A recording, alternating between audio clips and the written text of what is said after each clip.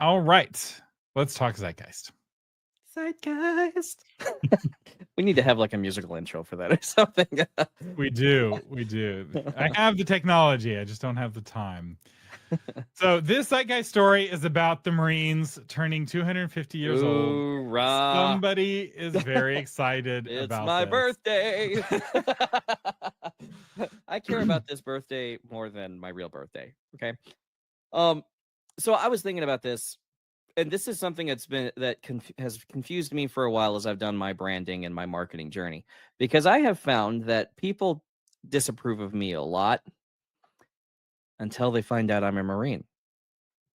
Like, what I go and I kill things. I talk very violently. I'm very graphic. I had one lady tell me I use words of death and that my aura was a death aura. And I'm like, yeah, ma'am, I'm a Marine.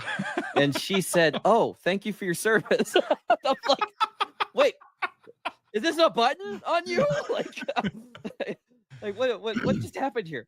So why do people love the Marines so much? I mean, at some point we got programmed in, it was probably like the Gulf War in the 90s, to go back to loving the military, because in the Vietnam War, people did not love the military. That's because Americans love winning and we weren't allowed to win in Vietnam. But especially in the Gulf War, when we absolutely won, that was very much winning. And then going on through there, we got into the thank you for your service period. And I found Marines have just gotten a lot more of that than other people have. And there's a great reason for that. It's called propaganda. We have the best propaganda machine outside of Soviet Russia. Okay. Like, it's the reason we exist. There's a whole lot of historical reasons for that. But there are things that make Marines great characters in stories, because the typical American doesn't think of a Marine as a real person. They think of them as characters. We have fun. We do really dangerous things with extreme levels of arrogance. Our swagger's off the charts. We exalt in our culture without apology, and we hope it offends you. All right. It was in the news for like 3 weeks that this some candidate somewhere had a Nazi tattoo, no, an SS tattoo on his chest, and I was like, honestly, where did he get that? Like, because that's something we would absolutely do. And he We would got just it have, while he was so this is a Democrat in Maine who right. had a Nazi tattoo that he got while he was drunk in the Marines in Latvia. So he was deployed to Latvia. Yeah. He got drunk with some other Marines and they went to a Latvian tattoo parlor and he got this tattoo. And it is interesting that when people hear that a politician has a Nazi tattoo, they're like, "Oh, I'm not voting for that guy." But then he's like, "Well, I was a drunk Marine on And everyone's post, like, oh, and he got elected. Right, it yep, didn't keep him yep. from getting elected. That he had done this thing, and so we do give a lot of grace to the Marines. I knew Marines who got kafir tattooed on their neck with a dotted line that said "cut here." All right, so kafir means infidel in Arabic. So there's just tons of things Marines do that just should not be celebrated, particularly by the Christian homeschool community that seems to love it. like, like do everything but what Marines do, but love them. It's just it's a weird thing. But when you look at characters, we really do love them. We fight hard, we party harder. Our loyalty, once it's been won, can't really be broken. And so I started doing some studying and some thinking on what's the best way to treat Marines as characters in our stories. Why do we love them so much? And honestly, I think Marines make better mentors and side characters than they do main characters, with a few exceptions.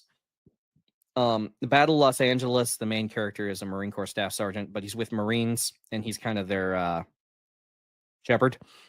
So he's very balanced. He's not as wild as a lot of Marines tend to be.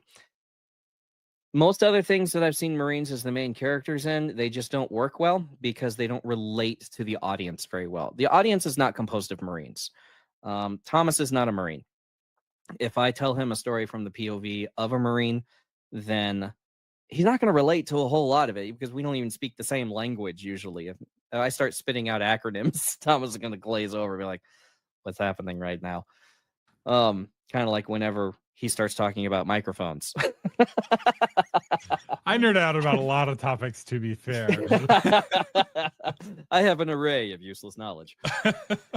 But when you make a Marine a side character or a mentor character, people really like that, because then he can be as hard and as crazy and as wild as he want, and he can stay 1 or 2 dimensional. He doesn't have to have an arc at all, because this character is performing a function that people really want Marines to perform in real life.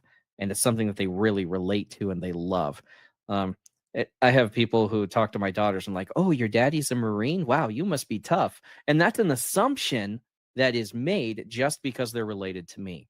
And this is something you can do to boost your characters and your protagonists and your stories, is give them a Marine mentor character or a sidekick or something, because it adds something to the character's background. You can also apply this even outside of stories set in the real world. So like Jonathan you've got a whole series of books that are set in the fantasy world, but you have some characters there that are very much like Marines in terms of their character. And there's some dials. Brandon Sanderson talks about how there's these likability dials that you can turn on characters to make them more likable or less likable. And it's true for both villains and heroes. And 2 of those dials are confidence. So a character who's very confident, it makes that character more appealing. But the other one is competence. The better a character is at whatever it is that they're doing, the more likable that character is. And this is a common mistake I'll see authors make. They want to have their protagonist go from 0 to hero through the story, which is good, right? Goes on the hero's journey. But they have the opening story about that hero. The hero is a whiny loser who's not good at anything. Yeah. And it's like competent at something. He doesn't have to be competent at the sword fighting that the wizard teaches him how to do. He doesn't need to have the magic sword yet, but he needs to be competent at something, right? Luke Skywalker is competent at fixing droids, right? You get the sense that he's very nerdy, he's very technical right at the beginning of the story. And it's that competence that helps make him likable right away.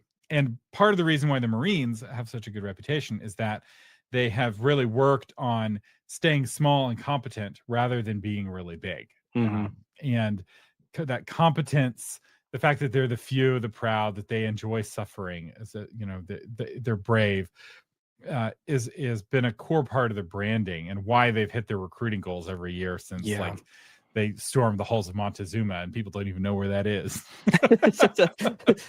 Did we go to war with Mexico? Interestingly, the very first war that the Marines fought, a lot of people don't realize this. George Washington created the Navy to deal with Muslims. Yep. There were Muslim pirates that were a problem. And so George Washington created the United States Navy, and it had a bunch of boats created to go deal with those Muslim pirates. And John Adams didn't want to do a lot with the Navy, but Thomas Jefferson, President number 3, sent his brand new fleet that was finally completed, along with a handful of Marines, to go invade the shores of Tripoli and deal with the Muslim pirates. And apparently a handful of Marines is all you need. And what's remarkable is that the Spanish Empire, the English Empire, the French Empire all paid tribute to these pirates. But the Americans were like, 1, we don't have any money to pay tribute to pirates. And 2, we're not paying no tribute, no pirates. So we have an overage of these fanatical zealots and alcoholics. We'll be sending those. Yes, have fun with the Marines. And it's okay to have uncouth characters, right? Yeah. Characters with a death aura. And I would say probably the third thing is purpose. Which is, I think, what switches Marines from the hero to the villain. Because confidence and competence, you have both of those things are very high in Darth Vader. It's part of the reason why he's so appealing as a character. He's very competent and he's very confident. But his purpose is an evil purpose. Although what's interesting is Darth Vader is a character that purpose swings over the long story. Which I'm on team Darth Vader. Kill all the Jedi. Hashtag Order 66.